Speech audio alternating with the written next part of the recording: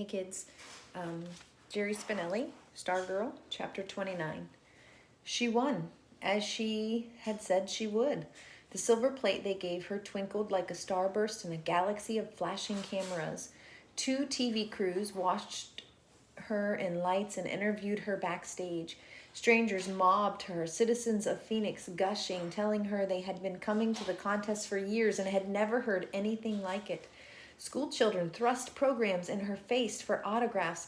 Every parent wanted her for their daughter, every teacher for a student. She was so happy. She was so proud. She yelped and cried when she saw us. She hugged each of us in turn and thought she would squeeze the breath out of me. At the back of the hotel, everyone already seemed to know. The doorman, the desk manager, the people in the lobby and elevators. Suddenly, she had this magical, wonderful power. Whoever laid eyes on her smiled, and the English language dwindled into a single word repeated over and over. Congratulations! We walked, we floated around the block to burn off our excess energy. Back at the hotel, we were invited into the nightclub, even though Susan and I were underage. We drank ginger ales and assorted ordered jalapeno poppers, and we all danced to a country and western band while Susan's face beamed in the late news from the TV above the bar. The dance floor was the only place where she did not carry her silver plate.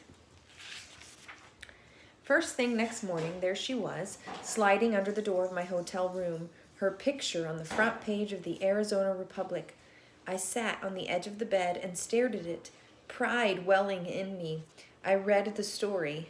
It called her speech mesmerizing, hypnotic, mysteriously touching. I pictured folded morning papers tossed from cars, landing in driveways all over Mika. We all met for the breakfast buffet. People stared and nodded and smiled, and silently lips said, "Congratulations," across the restaurant. We headed for home in a 2-car caravan. For a while, Susan was her usual chatty self. She put the silver plate in the front seat beside Mr. McShane. She told him it would ride next to him for 10 whole minutes, and he could touch it all he wanted. This was his reward, she said, for telling her about MOAs.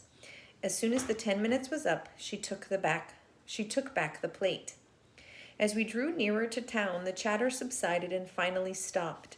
We rode the last miles in silence. She took my hand. The nearer we came, the harder she squeezed. When we hit the outskirts of town, she turned to me and said, "Do I look okay?" I told her she looked great. She didn't believe me. She held up the silver plate and studied her reflection. She turned to me again and looked at me for some time before she spoke. "I've been thinking, this is how I'm going to do it. I'm going to hold on to the plate myself. Okay?" I nodded. Until they lift me onto their shoulders, then I'll give it to you. Understand?" I nodded. "So stay next to me every second. Crowds can separate you, you know. They do that. Okay?" I nodded. "Okay." Her hand was hot and sweating. We drove past a man in his driveway. He was dipping a large broom-like brush into a pail and painting the asphalt with black sealer. He was bent intently to his work in the noonday sun, and somehow I knew at that moment what would happen. I could see it. I wanted to shout to Mr. McShane, "No, don't turn, don't go there." But he did turn. He turned, and there was the school in front of us. And never in my life have I seen a place so empty. No banners, no people, no cars. "Probably around back," Mr. McShane said. His voice was hoarse. "Parking lot." We swung around back to the parking lot, and yes, there was a car and another car and people. 3 of them, shading their eyes from the sun, watching us. 2 of them were teachers, the other was a student, Dory Dilson. She stood apart from the teachers, alone in the black shimmering sea of asphalt. As we approached, she held up a sign. A huge cardboard sign, bigger than a basketball backboard. She set the sign on edge and propped it up, erasing herself. The red painted letters said, "Way to go, Susan. We're proud of you." The car stopped in front of it. All that was left to see of Dory Dilson were two sets of fingers holding the sides of the sign. We were close enough now to see that the sign was trembling, and I knew that behind it, Dory was crying.